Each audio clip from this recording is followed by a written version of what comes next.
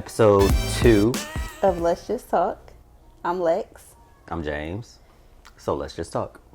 So on today's episode, we're going to talk about how Black love is often portrayed as toxic, dramatic, and in some way or another has to have some type of struggle attached to it. Yeah. And this episode is basically here to kind of break away from those harmful stereotypes and kind of replace them with healthy Black love and really just showing what that looks like. Yeah. So I really want to talk about this struggle love myth where love has to hurt. Like, what even is that? Is this idea that if there's no pain, if there's no arguments, if there's no struggle, if there's, none of those things, the love is not real. Mm-hmm. Now, that's not to say that you won't deal with that in a relationship and still have love be present, because that is something that you may face, but it's not what is being portrayed as is that's the norm and that's what you need to be dealing with. Mm-hmm. And it's like, no, you don't, it shouldn't always just be a challenge. Yeah. And I think just music, I'm thinking about just all the things that kind of we listen to, we watch, we see, and what influences that. Yeah. And how we take those and put them into our lives. And a lot of music alone is songs about some type of struggle or some type of oh my gosh, this is so toxic, but I love that man so much. And mm-hmm. people idolize that. Yeah. And like you said, they listen to it so much that they then apply it to their lives, and they see, okay, this is what I'm dealing with in my relationship. Oh, that correlates. So that must be my experience. And it's like, no, that's not actually what your experience is. You're just taking on somebody else's hurt. And I think, and this is coming from a place where I've experienced this in many relationships, not even just this one, where I felt like if there wasn't something where we were fighting, I felt like I needed to make it more complicated than it needed to be in order for it to be a real relationship, a real love. Yeah. And even in times of and this isn't talking about just any disagreements. This is full blown arguments where it's name calling, it's packing bags, it's all the nasty bit. All the drama and all the... Yes. In those moments, I would still be in the mindset of, but I love this person. But, and thinking that cycle was normal. But at what point do I, ask myself, is this something that I value? Is this how I want my relationship to be reflected? But see, a lot of those toxic traits of leaving and coming back, that gets romanticized, and people fantasize that, and they enjoy the idea of it because, it sparks something new. But it's you can spark something new without adding tension to your relationship. Exactly. And I think this going into just the idea as well of that strong Black woman and that emasculated Black man type concept, that dynamic, and the harmful roles come into play. Yeah. Because we've all experienced life. Mm-hmm. We've experienced different upbringings, again, different environments where we're learning what it looks like to experience love, to experience partnership, to experience, forever. And a lot of times I feel like we're in this idea of battle of the sexes. Mm-hmm. And that alone creates a harmful foundation for building. Yeah. Because, go ahead. I was going to say, chiming in on that specifically, even when we're going through our social media, most of everything that we push out is promoting Black love, yada, yada, but still the algorithm is showing negative stuff or people cheating and this, that, and the other. And yes. It's no, algorithm, you know what I want. You know what my content is about. why are you trying to push this to basically negate what I'm putting out there? Yes. And I feel like when it comes to that, and this is just me speaking as a black woman, I definitely was that I'm a strong black woman, right? But when I realized what that meant and where that was coming from and what I really wanted to portray, after sitting down with myself and understanding that, and then you understanding that and having that conversation, I feel like it allowed for more growth within us. So for me, it's like, if I'm like, I'm a strong black, female, it doesn't take away from my ability to do things. It doesn't take away my ability to take care of myself. It doesn't take away my ability to open up a jar of olives. It doesn't take away, anything from me. If anything, it takes away my ability to be vulnerable. It takes away, the ability for me to be in my, as y'all call it, soft girl era. And when I realized it was me against me, I decided I didn't want that for myself, right? So yes, I am still a strong black woman, but not in the essence of what is portrayed by society. Yeah. And I think men use, let me be honest, I think both men and women both use that as a negative term. I'm glad you chimed in on both genders, because that's what I was about to compare it to, because the usual guy that's just like super boastful and just, oh, I'm this, I'm that, and it's like, you're hiding a lot of stuff that that you don't want to tell anybody, which is why you only show like, oh, I'm the strongest, I'm the best, I'm this, that, and the other. Like, you don't have to do that. That to me is like a cry for help. It's like, why are you like, and there's nothing wrong with, like holding yourself to a high standard and being confident, but there's a fine line between confidence and, being afraid of your own vulnerability. Like, but here's the thing, even with that perspective of men not being able to be men to the extent of which y'all are meant to be. Yeah. Y'all are not always meant to be here's the thing about masculinity. Yes, I'm strong. I work. I take out the trash. I do all these things. I take out the trash. But no, for real, I do these manly man things. But a part of being, and obviously I'm not a man, so you let me know, but I feel like a part of being in that masculine energy is understanding there's a balance. There's a balance between your masculine and your feminine, and it all works as one. So having those spaces where you're able to be vulnerable, it doesn't mean that in your vulnerability you are less of a man. It doesn't mean that, oh, you soft because you rather stay at home with your wife instead of hanging out with the boys. And what?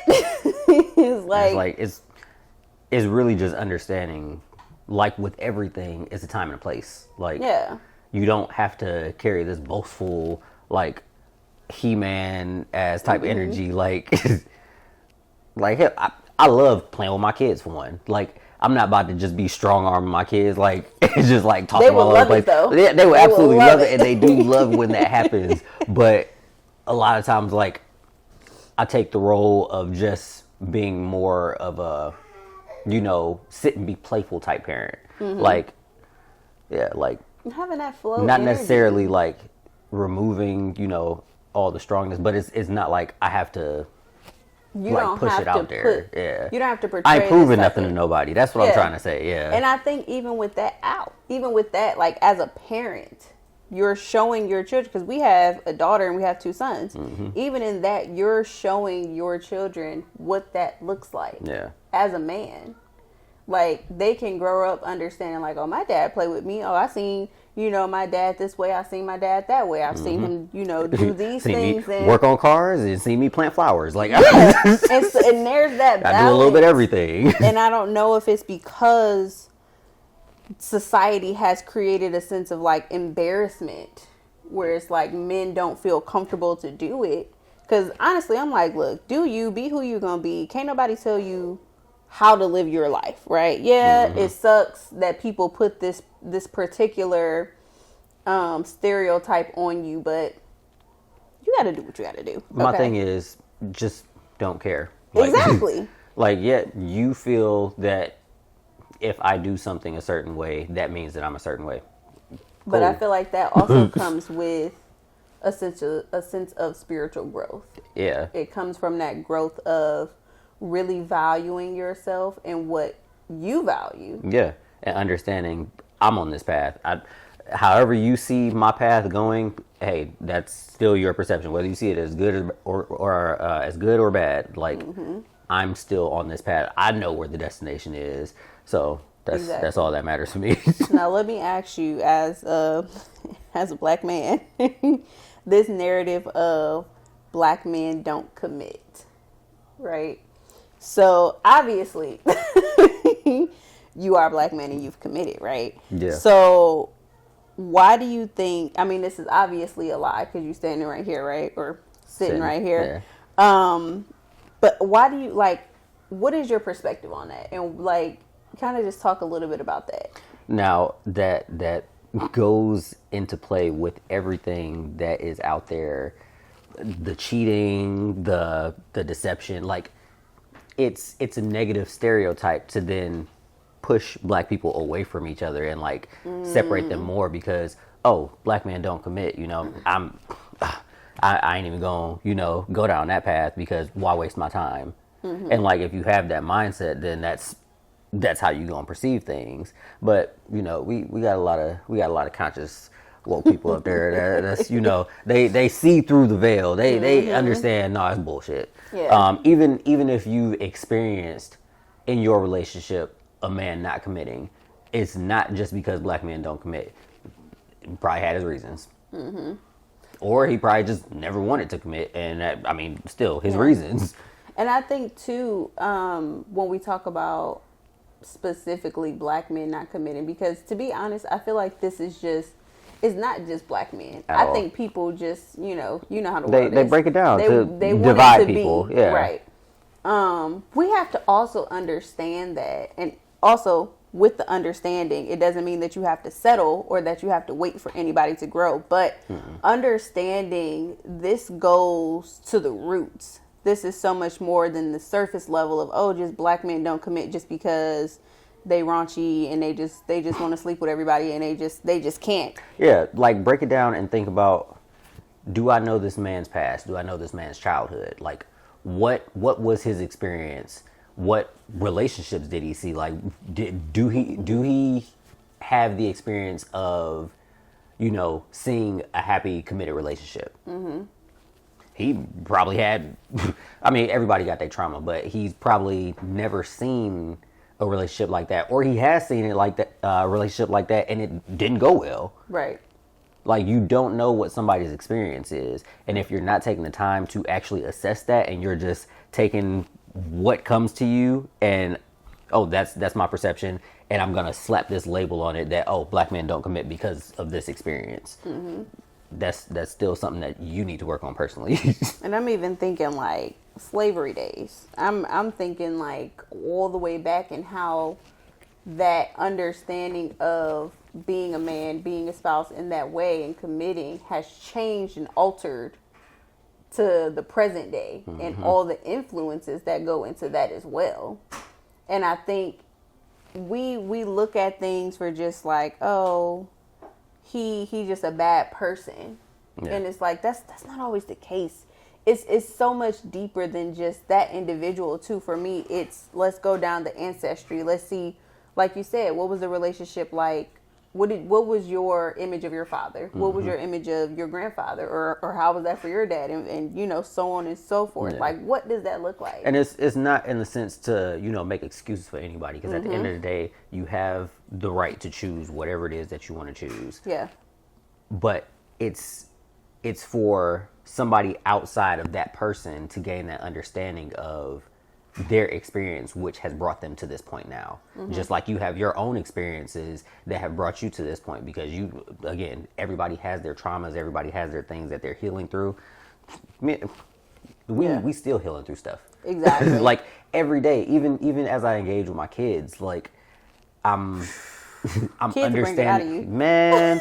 Because like I'll look at my kids and like they'll be doing something and I'm like, man, I remember being in this same position in my childhood, and like I'll go back to like how that actually played out with my parents, and then I'm in a position where I have to make a choice. Do I, how do I go about this? Do I like, whoop them like my parents did with me, or do I like, have a conversation and try to gain understanding as to why it is that they're even doing the thing that they're doing, like, like get some type of not only introspection, but interest in what your kids are doing.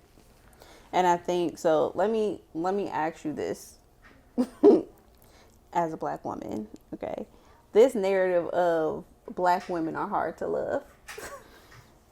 Now, let me say this before you even get into it. I understand that as a woman in general, I am beautifully complex. I catch myself a little bit now when I realize that I am being even more complex, right? Mm-hmm. And this isn't to say it's a bad thing, but I understand when it can be either overstimulating for you or it can be a lot for you. So how do you think,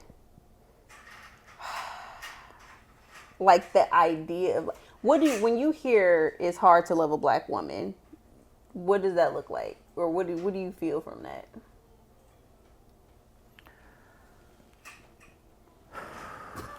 Deep sigh on that one. Because I do understand the sentiment. Because y'all do have a lot of complexities. Beautiful complexities. Yes. But with that comes a level of patience within me of understanding, okay, she's a strong Black woman. She done said it to me since day one. Did? Mm-hmm. I know it's the love taps. Because I know how strong you are. I hear you. But I also know your vulnerabilities.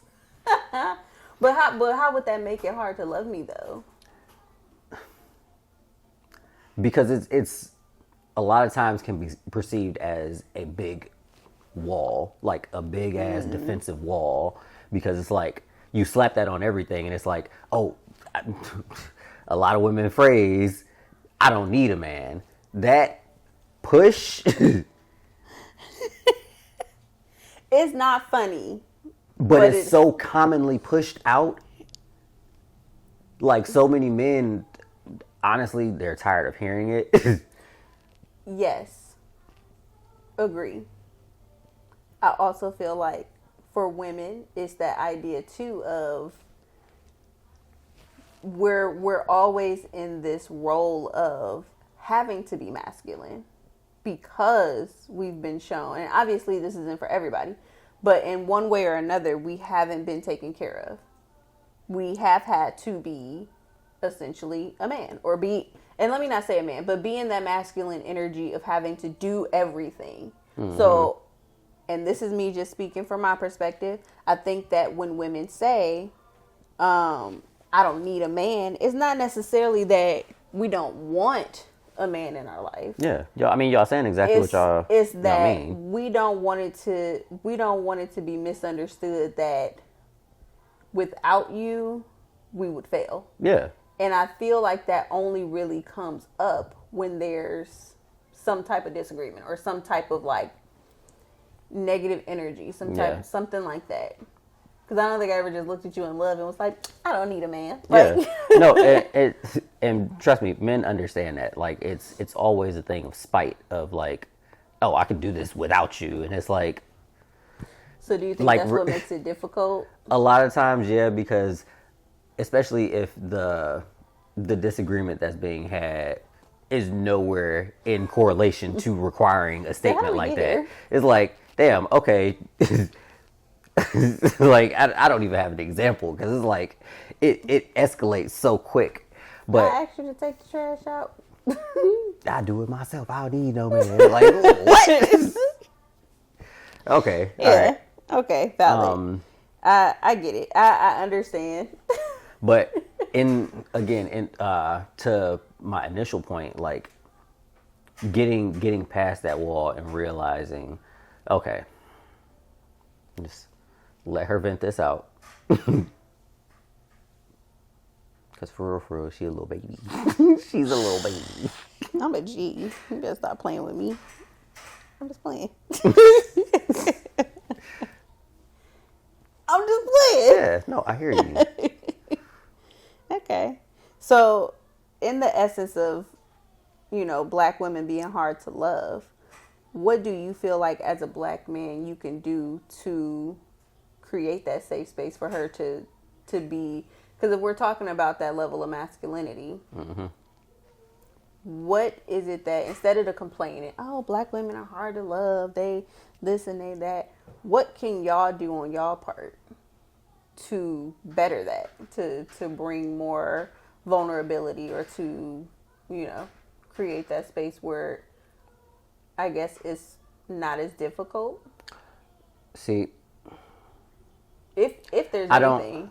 Yes, but at the end of the day, it's up to that woman to then follow whatever is being laid out. So, again, in this submission, I ain't even gonna use the phrase because people be tripping when they hear that. But like Let's talk about it. when I say follow, I mean, okay, the man has to be that example. Now, what things should he be putting in place? The strength, the provision, all that good stuff, making sure that the physical safety is laid out, but also the emotional safety of, hey, I first, before I hold you accountable of anything, I hold myself accountable for everything. 9 times out of 10, even stuff that's not necessarily my fault because it falls under me, it's still on me. Okay. Which then, it's not up to me to be like, hey, reciprocate that accountability. That's for you to find that within yourself. So if I could pause you right there, saying that if no one's telling me, hey, I feel like this is something that, I've noticed, and maybe, I don't know if this is something that you're aware of, so that I can work on it, versus saying you just hard to love. Like, Yeah. instead of just blanket it and breaking it down, like, yo, I love you, or I appreciate hanging out with you, or whatever the case may be. But when you don't allow me to lead, or when you don't allow X, Y, and Z to happen, or whatever the case may be, I feel like this. And I don't know if anyone's ever brought this up to you, or if you've noticed it, but, it's like bringing that awareness instead of bringing the complaints. Yeah. And like a lot of times, don't get me wrong, it's not necessarily easy to find the words, because a lot of times it's just the feelings that's there. Okay, you starting to get hot and irritated because of how the conversation is going, or she did something like that you told her like 20 times not to do, and it's just like, all right, breathe. Yeah. But at the end of the day, you have to figure out how to just sit down, and not in a space of anger. Sit down in a space where y'all on good terms, and just have that conversation. Now, if you ain't found the right words, that may lead to an argument. You can just go to our Patreon where we give y'all communication tips and conversation starters. But in the same breath, whoever it is that you're talking to has to feel like, okay, this first off isn't an attack. So I don't have to slap that wall up and I'm a strong black woman. Like, just blanket that across everything. Like, yeah, I don't have to do that. Okay, let me hear what's being said. It may be a little difficult to digest because, again, it's a flaw about you, about self. And a lot of times defenses just go up, but you have to understand, okay, this is coming from a person who has provided a safe space for me and is saying, hey, I'm still here. Ain't nothing wrong with the relationship. This is just something that I've noticed. Yeah. So I feel like we talked a lot about those negatives, right? The myths and the struggles, and we kind of touch base on that. So if somebody wanted to know what healthy black love really looks like, what would you say? Like, what, and this is coming from your experience, what would you say healthy black love looks like?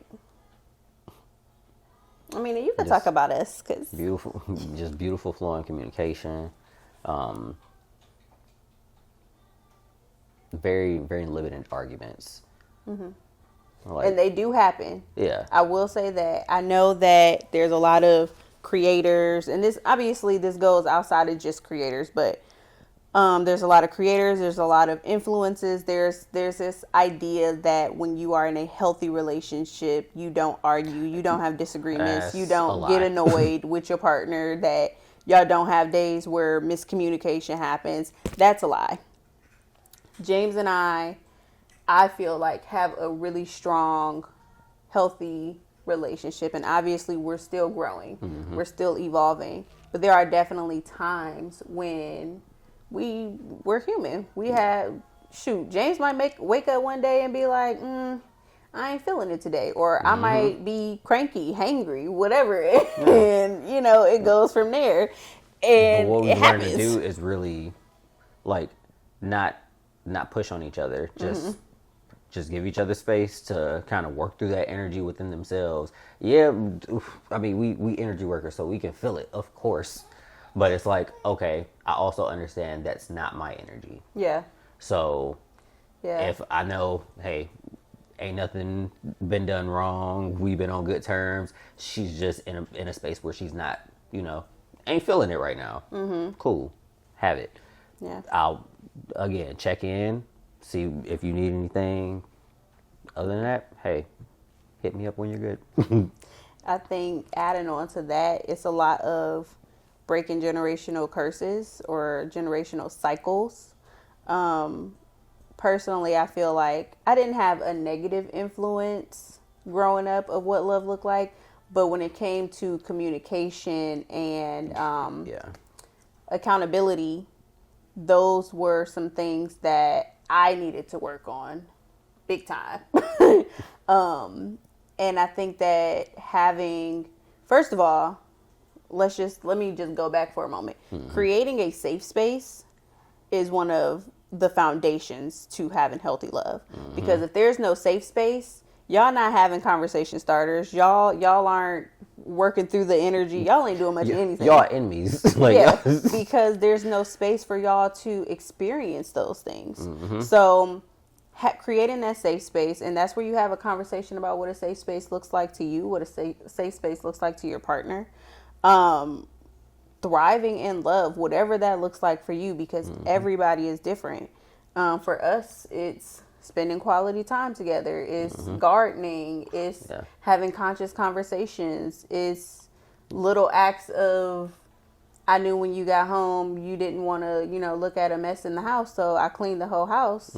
Like little things like that is what kind of builds the healthy love. And again, it's your journey, so you want to make it what works for you and your partner. So and those are just a few things. Okay, so, and I really want to encourage y'all as our listeners to share with us some of the positive examples of Black love, whether it be your own love story, whether it's someone you look up to, anything like that, or just give us your ideas on what healthy Black love looks like. My bad. I was all up in this. But no, for real.